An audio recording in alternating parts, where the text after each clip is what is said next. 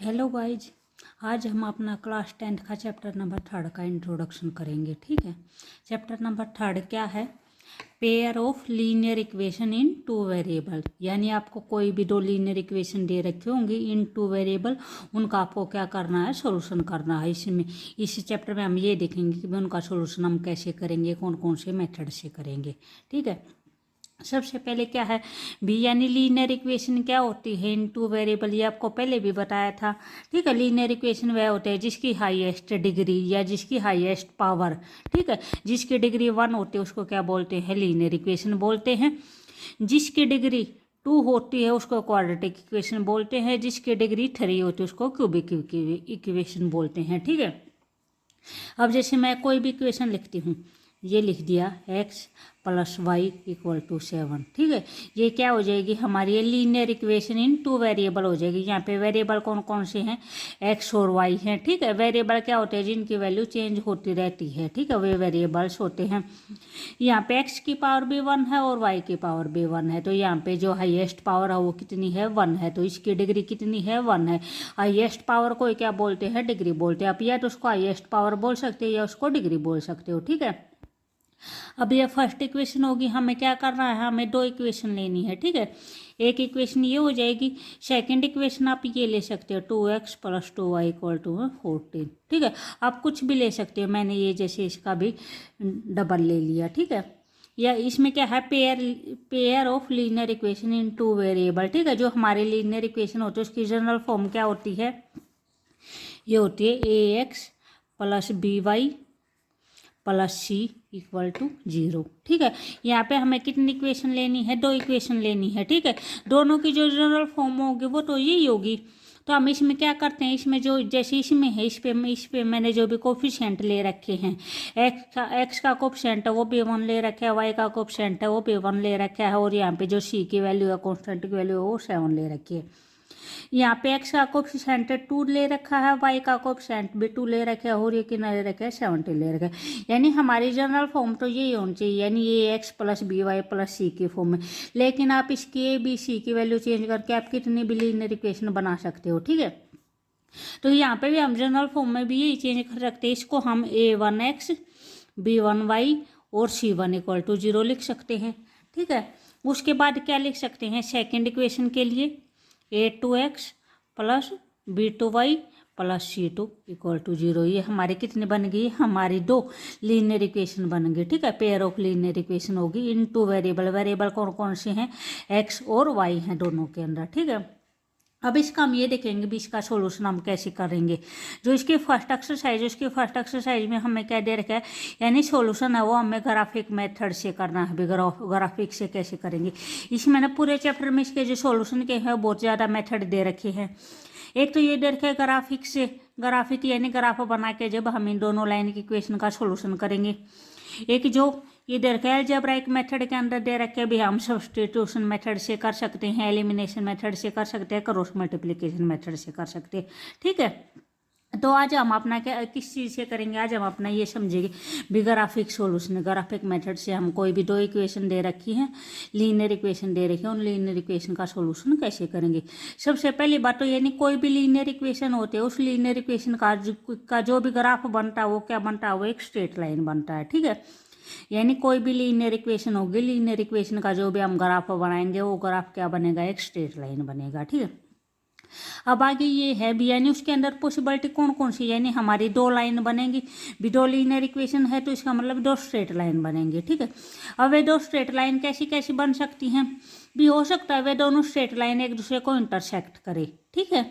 या फिर हो सकता है वे एक दूसरे के पैरेलल भी हो सकता है, या फिर वे कोइंसिडेंट भी हो सकता है। इंटरसेक्ट का मतलब ये क्या होता है कि यानी वे किसी भी एक पॉइंट पे कट करे ऐसे।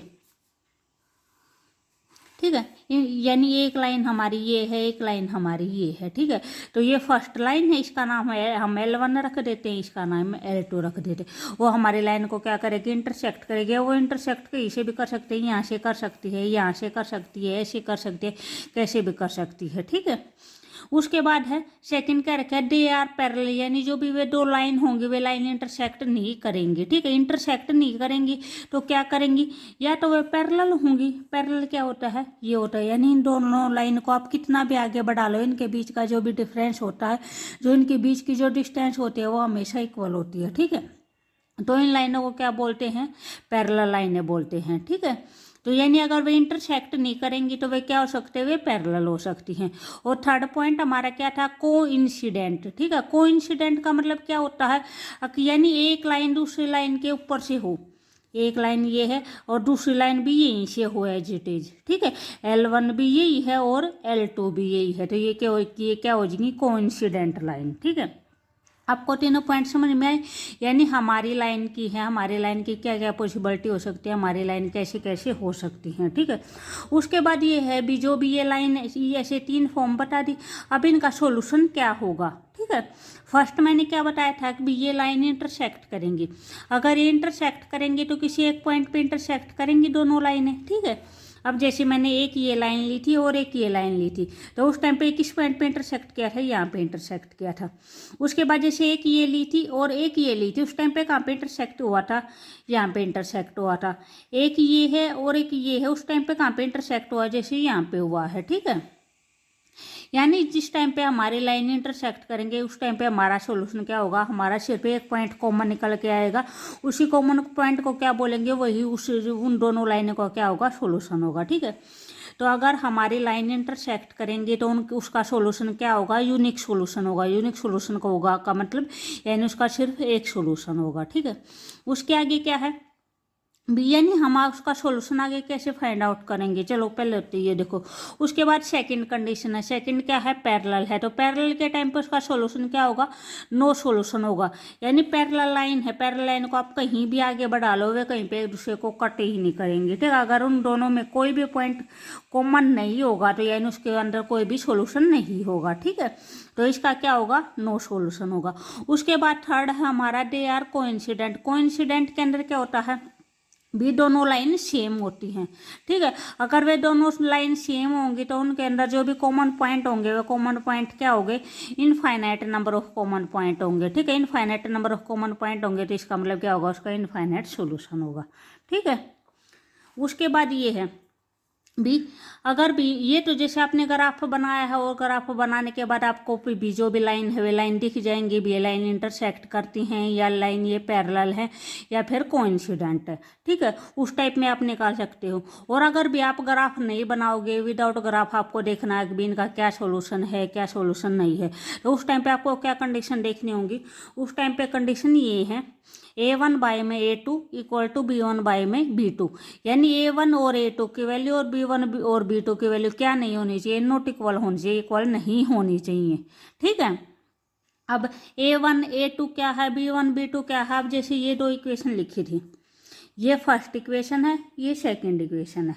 ठीक है, फर्स्ट इक्वेशन के अंदर जो भी एक्स का कोफिशिएंट है वो क्या होता है, A1 होता है। जैसे जो हमने ये जनरल फॉर्म लिख रखी है, जनरल फॉर्म के अंदर ये हमारी फर्स्ट इक्वेशन है, ये हमारी सेकंड इक्वेशन है। फर्स्ट इक्वेशन के अंदर जो एक्स का कोफिशिएंट है वो क्या है, A1 है, जो वाई का कोफिशिएंट है वो क्या है, B1 है, और जो कांस्टेंट है वो क्या है, C1 है। ठीक है, ऐसे ही यहाँ पे जो एक्स का कोफिशिएंट होगा वो क्या होगा, A1 होगा, वाई का कोफिशिएंट होगा वो क्या होगा, B1 होगा, और जो यहाँ पे इसको आपका पहले से जनरल फॉर्म में लेके आना पड़ेगा, यानी जो भी 7 है 7 को ही साइड लेके आने पड़ेगा। अगर 7 ही साइड आएगा तो क्या हो जाएगा, माइनस का हो जाएगा और इस साइड 0 हो जाएगा। ठीक है, इसी टाइप में आप 14 को करोगे, 14 को इस साइड लेके आओगे इक्वल टू के, तो ये 14 क्या हो जाएगा, माइनस का हो जाएगा और इस साइड क्या हो जाएगा, 0 हो जाएगा। ठीक है, तो ये अब हमारी जनरल फॉर्म में आ गई। अब हमारी जो अगर हम ये दो इक्वेशन देखते हैं, इस दो इक्वेशन के अंदर जो हमारी ये 1 की वैल्यू है वो क्या है, 1 है। A2 की वैल्यू क्या है, 2 है। B1 की वैल्यू क्या है, B1 की वैल्यू क्या होगी, जो भी फर्स्ट इक्वेशन के अंदर जो y का कोएफिशिएंट होता है वो B1 की वैल्यू होती है। और C1 की वैल्यू क्या है, माइनस का 7। भी जो अगर हमारा माइनस का साइन है उसको हम साथ में कैलकुलेट करते हैं, माइनस का साइन है साथ में लिखना जरूरी होता है। ठीक है, उसके बाद है B2 की वैल्यू कितनी हो जाएगी हमारी 2 हो जाएगी, और C2 की वैल्यू कितनी हो जाएगी हमारी -14 हो जाएगी। ठीक है, आपको A1 B1 C1 A2 B2 C2 इनकी वैल्यू निकालनी आई। ठीक है, हमें कोई भी दो इक्वेशन दे रखे हो, उन इक्वेशन के अंदर से हम A1 A2 B1 B2 C1 C2 की वैल्यू ऐसे निकालेंगे। उसके बाद निकालने के बाद हमें जो भी ये कंडीशन दे रखे हैं, इस कंडीशन के अंदर हम क्या करेंगे, पुट करके देखेंगे। ठीक है, अगर हमारा A1/A2 और B1/B2 अगर हमारा नॉट इक्वल आता है, यानी शुरू में ये कट जाता है। ठीक है, अगर स्टार्टिंग में ये कट गया तो इसका मतलब क्या हो जाएगा, ये इंटरसेक्टिंग लाइन हो जाएंगी। इंटरसेक्टिंग लाइन क्या होती है, एक दूसरे को कट करती हैं। ठीक है, और यहाँ पे भी हमारा क्या है, ये कट हो रहा है, तो ये क्या हो जाएगा, इंटरसेक्टिंग लाइन हो जाएंगी। इंटरसेक्टिंग लाइन हो जाएंगी तो क्या हो जाएगा, यूनिक सोल्यूशन हो जाएगा। ये जस्ट आपको एक याद करने का तरीका है। ठीक है, इसको आप किसी भी मेथड से याद कर सकते हो। ये तो जस्ट ये था कि बच्चों को साथ साथ में याद हो जाए।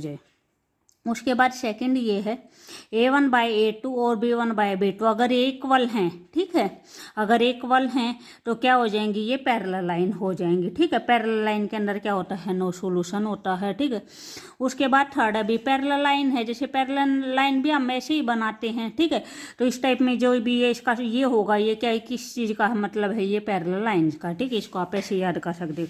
उसके बाद थर्ड है, थर्ड के अंदर क्या है, भी कोइंसिडेंट लाइन। कोइंसिडेंट लाइन के अंदर क्या होगा, कोइंसिडेंट लाइन क्या होती है, पूरी की पूरी लाइन सेम होती है, दोनों लाइनें क्या होती है, सेम होती हैं। ठीक है, एक दूसरे को ओवरलैप करती हैं। तो इसी टाइप में इसकी भी जो तीनों के तीनों वैल्यू होंगी वो क्या होंगी, सेम होंगी। A1/A2 equal to B1/B2 equal to C1/C2। ठीक है, तो ये क्या हो जाएगा, यानी ये कोइंसिडेंट लाइन हो जाएंगी।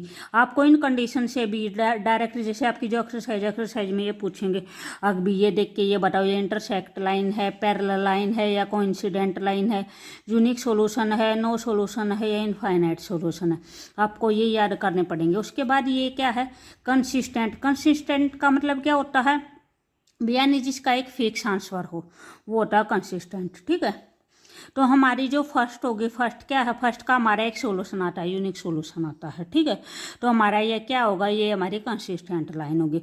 उसके बाद सेकंड, इसका हमारा कोई भी सोल्यूशन नहीं आता, तो ये क्या हो जाएगी, ये भी इनकंसिस्टेंट हो जाएंगी। और थर्ड क्या है, थर्ड के भी हमारे इनफाइनाइट नंबर ऑफ सोल्यूशन होते हैं, तो ये थर्ड भी हमारा क्या हो जाएगा, कंसिस्टेंट हो जाएगा।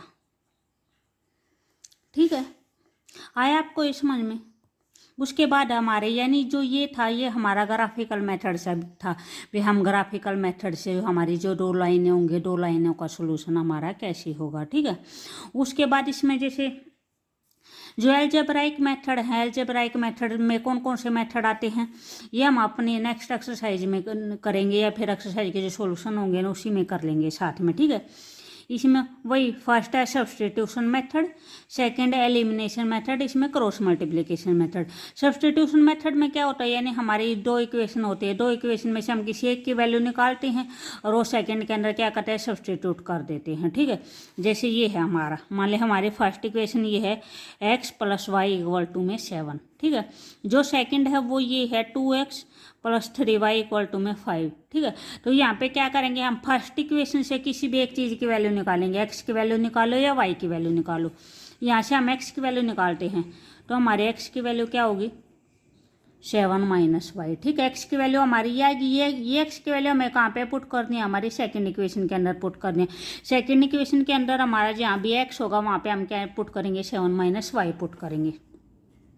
यहाँ पे है x, तो यहाँ पे का क्या करेंगे, 7 - y + 3y = 5। ठीक है, 2 की और 7 की मल्टीप्लाई कितनी हो जाएगी, 14 - 2y + 3y = 5। ठीक है, 14, 3y में से 2y जाएगा, कितना बच जाएगा, y आ जाएगा, = 5।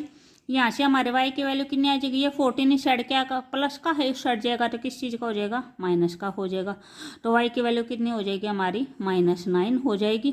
ठीक है, अब ये हमारे y की वैल्यू आ गई, y की वैल्यू हम यहाँ पे दोबारा फिर पुट कर देते तो हमारी किस चीज़ की वैल्यू आ जाएगी, x की वैल्यू आ जाएगी। 7 - -9, तो ये क्या हो जाएगा, 7 बार माइनस का है तो अंदर क्या हो जाएगा, साइन चेंज हो जाएगा, तो अंदर किस चीज़ का हो जाएगा, प्लस का हो जाएगा। ठीक है, तो ये कितना हो जाएगा, 9 और 7 16 हो जाएगा। एक्स की वैल्यू हमारी कितनी आ जाएगी 16 आ जाएगी। वाई की वैल्यू हमारी कितनी आ जाएगी ये आ जाएगी। ठीक है, हमें क्या निकालनी थी एक्स और वाई की वैल्यू निकालनी थी। ठीक है, हो गया।